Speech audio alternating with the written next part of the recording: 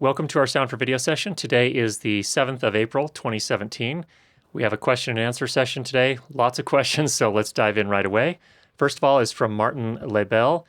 Hi Curtis, I'm a beginner and enthusiast at capturing sound. I do not intend to do it professionally, but I really enjoy doing it. First question, I have invested in a Rode NTG3 and since I started using it, I'm kind of disappointed. In my case, comparing to your video 5 shotgun microphones, audio samples, and off-axis test, my NTG3 is capturing all ambient noise 360 degrees around. As an example, between the shots, when I pre-fade or listen to the NTG channel on my Zoom F8, I can hear everyone talking in the room on my headphones better than if I use my bare ears. Picture a long-distance dish microphone that the spies use in movies.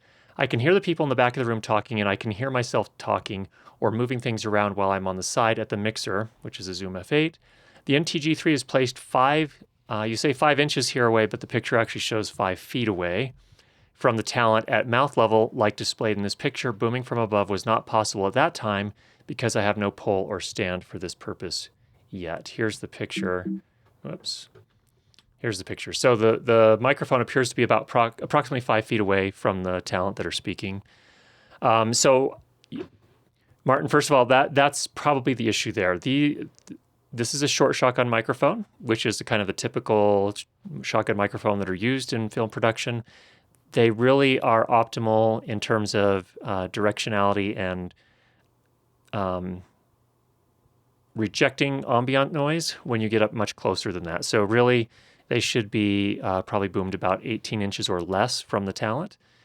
So really, I think the short answer is you probably do need to, I would suggest saving up and getting some way to boom it up above your talent and get it much closer. Otherwise, yeah, you're going to pick up all the sound. What's happening, this particular room also appears to have wood floor, so there's a lot of hard surfaces, so there's probably a lot of sound bouncing around that room. So even if the sound is coming from behind, it's probably bouncing off the floors, off the walls, the ceiling, and getting into the front of the mic, in addition to probably the back and the sides too. These mics are not perfectly directional, but they are directional. So that's the first thing you can do to improve your sound. Next, I can clearly hear myself talking or moving stuff around from the side position at the mixer. By buying an NTG3, I thought I had a very precise directional microphone. What am I doing wrong? Yeah, it's the same thing there. It's even though you're off to the side, there's lots of sound bouncing around in that room, and it's making its way in. The number one thing with getting a very kind of isolated sound is to get the microphone close, regardless of the microphone. It's not the fault of the NTG3. It's just how microphones work. So, yeah, if you can just save up and get yourself, it doesn't have to be anything terribly expensive. Just even just a $25 microphone boom stand that musicians would use on stage. I don't know how wide your framing is on that shot there. Maybe that's not enough. You may need something bigger than that, but there are lots of options available out there. All right, question 2. I always use the blimp without the dead cat when I use my NTG3, but the other day some passed by me to be interviewed and said, "Why do you use a blimp? There's no wind in here." My question would be, should I use a blimp when inside? As far as I can tell, it protects my $1,000 Canadian microphone if it fell by accident. Well, yeah, you can use them inside. What the effect is that, yes, while it provides some protection, it also cuts off some of the high frequency pickup. So some of the more kind of the crispness that you might normally hear when you're not using it may be cut off a little bit, so you're not going to hear that as much. You can go either way. Just find out which one works best for you in terms of the sound you like. If you're okay with the sound you're getting with it on, go ahead and leave it on. It's fine. I don't know if anyone else has a different opinion on that, but you're welcome to chime in the comments below. Question 3, in this particular interview panel, I wanted to use a lav mic on each talent as my principal source of audio, or of sound. And then you list out that you have some Sennheiser gear. And my NTG3 is a backup plan, but I ended up using the NTG3 as the principal source because the wireless lav were randomly creating horrible spikes even when no one was actually mic'd already. I didn't have the time to investigate the sound chain at that point to find the issue. The antennas were not that close from each other like in the following picture. Have you ever experienced this issue, and can you point me in the direction to find the problem? Here's a picture of the table where you have set up all of your, looks like wireless receivers and your Zoom F8, so on and so forth. Wireless. Wireless is a challenge, and that stuff happens. I assume a couple of things. That A, you're using the scanning feature on the receiver to find a frequency that doesn't appear to have a lot of interference on it, so that'd be the first thing. I would also turn all of them off except for one. Do a scan, find a frequency that works, do a recording, check to see if you're getting that interference. If you are, do another scan until you find a frequency that isn't giving you a lot of interference. And some days you just get interference. There's just nothing you can necessarily do about that. So that is the challenge of using analog wireless gear. The Sennheisers tend to be pretty decent. I've had pretty good luck with them, but there have been some days where I just can't get a clean signal. But in terms of, you should be able to in most circumstances. And again, if you turn all of them off except for one, scan, sync the transmitter to the receiver, do a recording of maybe 5 minutes if you can, and check to see if you're getting interference. Then I would note that down. That actually may be a good place to start the next time you actually set everything up to do wireless. So hopefully that helps in terms of troubleshooting a little bit.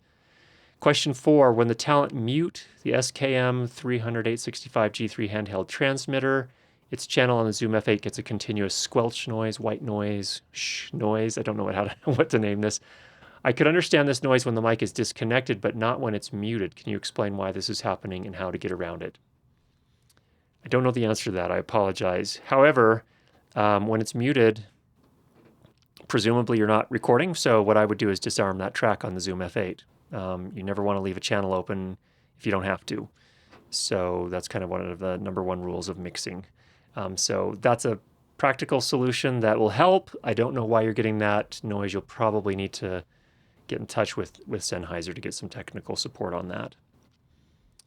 All right, question number 5. I was at my friend's place and he said, hey, let's play karaoke. So I got my G3 and a few SM58s from my car.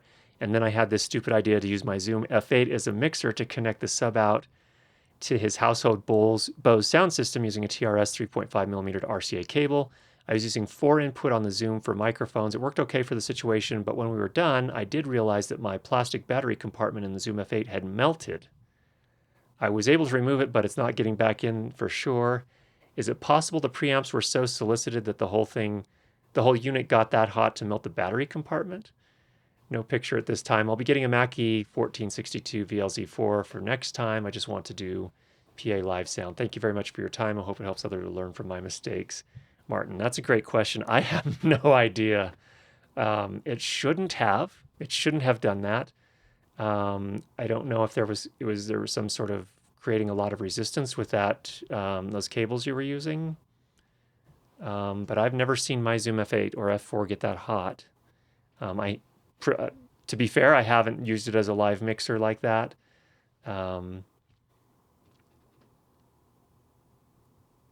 So you should have been getting a consumer line level out into the Bose system, which I assume was like an RCA input like you would have on most consumer, like a hi-fi system.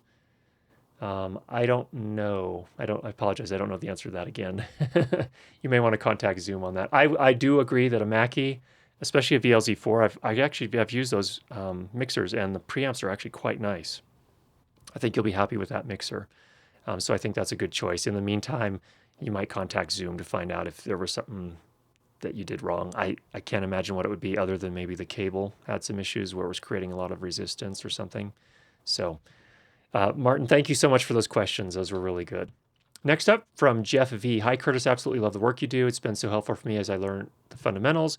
One question that I've had is related to audio post-production software. As I've watched your videos and others' videos, it seems like there are 2 apps that continually come up for dialogue sound editing, Audacity and Audition CC. First off, I'm a Mac user and a beginner, so I'm sure Audacity would be a good place to start for me, but it is not a pleasure to use.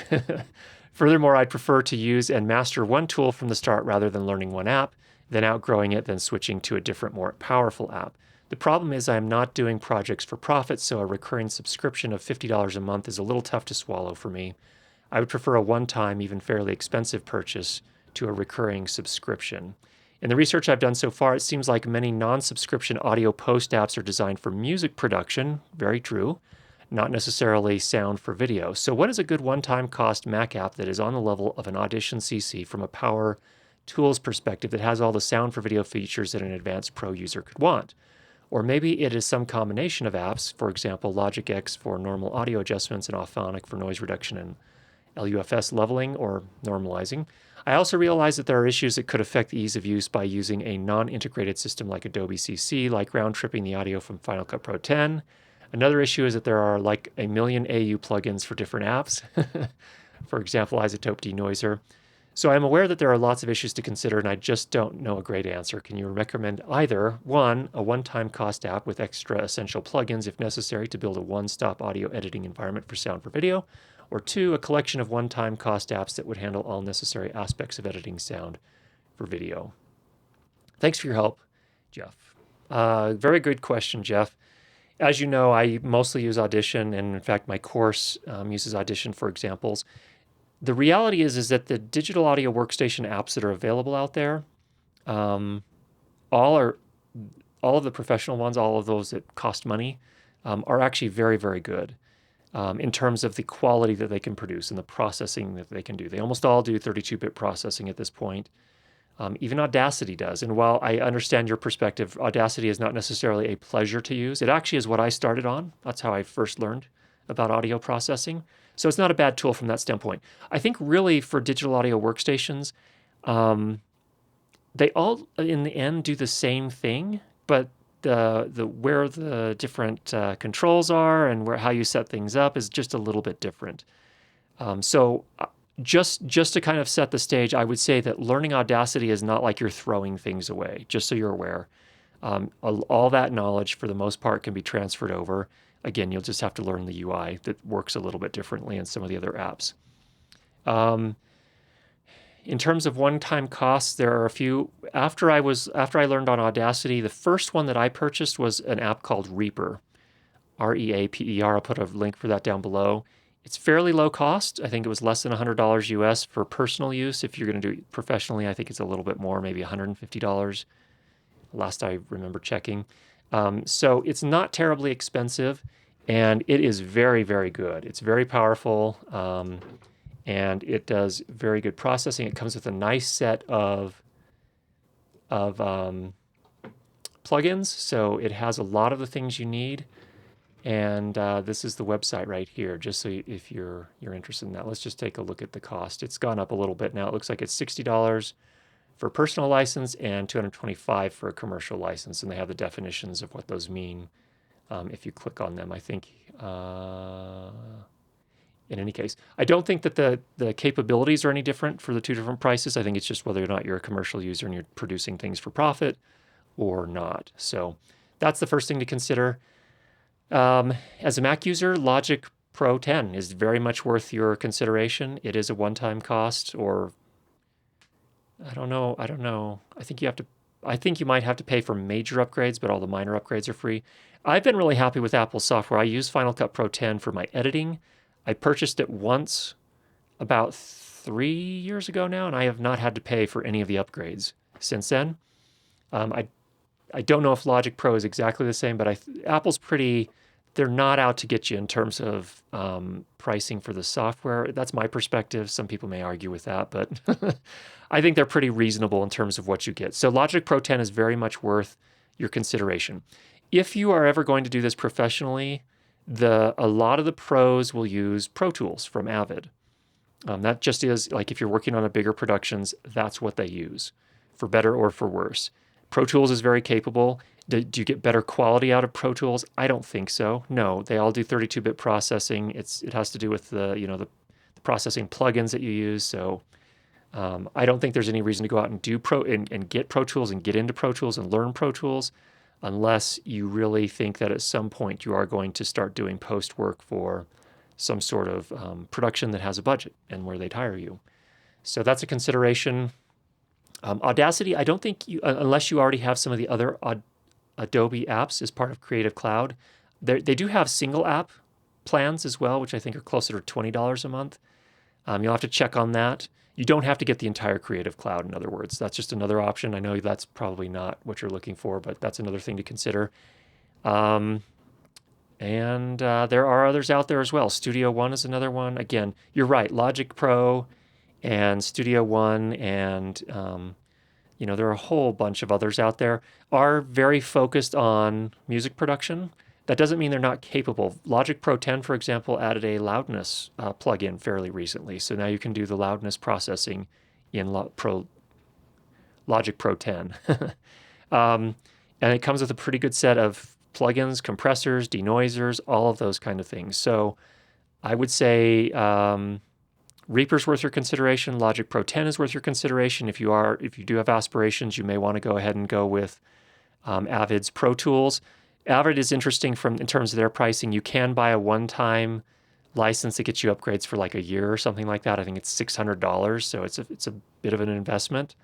And then at some point you may have to upgrade and pay that $600 again. So they also have subscription models, so it's kind of, whatever you want to do there.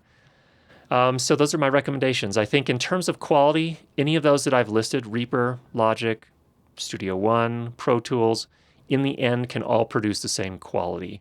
It's differences in UI and kind of how they set things up, things of that nature. So you can do fine with any of those. In your case, I would probably look at Logic Pro 10. That'd be my first thing to look at. All right, hope that is helpful, Jeff. Thanks for the question. Okay, next up, I think it's Armand? Let's see here. Curtis, first of all, thank you for what you do to educate us. We enjoy watching your videos. Here's my question for you. I will video record a 2-day conference. Several speakers will be talking on this conference. Sometimes speakers will talk all together at the same time and sometimes individually. I have a Yamaha mixer, see the link below, so all the microphones and speakers will be hooked up on this mixer. My question is, can I use cable 1 or cable 2 to record the audio directly into the camera so that I get a good audio to the video? Is this a good way to record an event like this? If this is a good way, what audio settings should be used on the camera and on the mixer? I do not want to use shotgun mic because I do not want the noise from the audience. I also do not want to record the audio and video separately and sync them together later because this event will be 2 days and there will be many sessions, and I think it would be very complicated to sync everything together at the end. So I thought you could just use a cable from mixer to my GH4 camera. Please let me know what you think. Thanks in advance. Okay, first of all, you need to figure out what the outputs are on the mixer. I assume they're line level outputs. So if you're going into a Panasonic GH4, you're probably going to need an attenuation cable. That is because the output from the mixer is going to be a very hot signal, and it's expected to go into a line input. And on the Panasonic GH4, it's a microphone input, not a line input. So this one does not appear to have an attenuation feature. So no, you probably would not want to go with that one. Same with that one. I don't think that's an attenuation cable either. That gets you the left-right output and puts it into a stereo. So that's a good that's a good start, but you do need an attenuation cable. Let me get you a link for an attenuation cable from B&H Photo. Also, if in as much as possible, highly encourage you to do some testing beforehand, well in advance if you can, so you have to buy another cable. You can do that, but let me give you a link for an attenuation cable, and that should help. I completely agree. For a 2-day show, getting the sound from the mixer is definitely, I think, the right approach, and feeding it directly into camera. Otherwise, you're going to have a huge job on your hands, so I agree. That's the best approach. We'll get you a link. All right, Victor Van Dyke. Hi, Curtis. I would like you to discuss these standards a little further. He's referring to the loudness standards that we've talked about a lot in the past, and perhaps set them side by side on your own loudness recommendations for when you're not delivering to broadcast, but instead to internet. I also remember you said or recommended setting loudness differently for mono and stereo tracks. Maybe you could make a small table of it. Let me actually refer you to something that may be helpful. Over here at TC Electronic. TC Electronic is a vendor of hardware and software in the sound production world and post-production world. And they outline very nicely all of the different standards right here. So I will just make a link to this and you'll have that for future reference. Now, all of that, these are all broadcast standards. Broadcast means television. For internet, there is no standard, but the recommendation that I've seen and that I usually adhere to is setting your loudness to -16 LUFS for a stereo file or -19 LUFS for a mono audio file. Those are perceptually the exact same thing. It's just the difference in how stereo versus mono works. And that's really all you have to remember. So we've talked about loudness a whole lot. So if I could boil it down, I'm going to give you the link to this. And remember, for internet, my recommendation, which actually came from Paul Figiani, is -16 LUFS for stereo, -19 LUFS or LKFS, which are the same thing, for mono. Hope I said that right. 16 for stereo, 19 for mono. All right. Thank you very much, Victor, for that question. And let's keep on moving here. This was the last question that came in just today from Hans. Hi, Curtis. I'm planning on getting my first shotgun and blimp to go with my Tascam DR70D. I need help in choosing between the Aperture Deity and the Rode NTG2. What do you think are the pros and the cons of both mics as starter shotguns? Which would you choose between the two and why? I don't mind about battery option or if the mic's good for adapting to 3.5 millimeter. There's not a lot of outdoor real scenario tests for the Deity, so I'm having a hard time deciding. I do narrative shorts, corporate stuff, and documentaries. Okay, let's start there. Hans, good question. If I could only choose one of those, I would probably choose the Rode NTG2. Let me talk about the pros and cons of each. The NTG2 requires a pretty good preamplifier behind it. I had good luck with the Tascam DR series recorders, the 60D Mark II, 70D, so I know that combination works nicely. You can usually get a good strong signal if you get that mic up within, again, 12 to 18 inches, 30 centimeters, roughly in that range, you'll get a very good signal. And you can set the gain on the Tascam to mid, so you're not pushing the preamp really hard. And I had really great luck with that. The nice thing about the NTG2 is it's a little bit more directional and it's better at rejecting off-axis sound than the Aperture is. So there's that. The NTG2 sounds a little broadcasty to me. By that I mean like this microphone here is a dynamic microphone. Broadcasty, it tends to emphasize the low frequencies a little bit. Some people really like that sound, and it can be a good sound. But just so you're aware, it does have a little bit of an emphasis there. Some people don't like it because they feel like it sounds too woolly or muffled at times. Overall, I think you can make a very good sound. I like the sound of the NTG2. So if you listen to some tests and you like the sound, I think that's a good bet for you. The pros on the Deity, the Aperture Deity, I really like the sound of the Deity. It sounds more natural to me. And the con is that it's not as good at rejecting off-axis sound. So where I found the Deity works pretty nicely is I've used it for I've done a lot of Foley work, but I've done a little bit of Foley work. And I think it works really nicely for that because, again, it does have a very natural sound to it, but it's not as directional. So that's some things to keep in mind.